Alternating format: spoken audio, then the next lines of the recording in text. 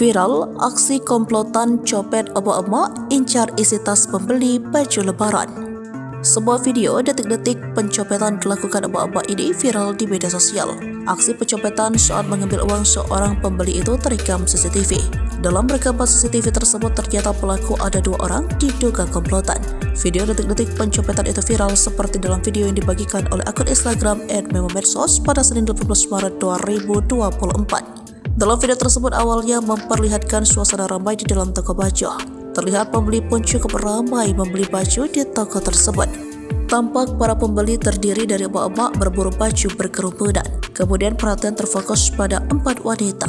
Emak-emak berkerudung hitam dan coklat terlihat berbicara kepada penjual berkerudung biru muda. Terlihat ia menutupi tangan menggunakan baju dan perlahan membuka resleting tas korban. Sementara itu terlihat emak-emak berkerudung coklat seolah mengalihkan perhatian penjual. Korban tampak sempat curiga di belakangnya ada emak-emak yang terus memepetnya. Setelah uang gepakan berhasil dibawa, emak-emak berkerudung hitam tersebut perlahan mundur dan kabur. Dalam keterangan kejadian aksi pencopetan dilakukan emak-emak itu terjadi di salah satu toko pakaian di Pasar Besar Malang, Jawa Timur pada 17 Maret 2024. Disebutkan bahwa pelaku pencopetan tersebut mengambil uang korban dalam tas senilai 5 juta rupiah. Para pelaku diduga berpura-pura membeli baju dan memanfaatkan momen keramaian.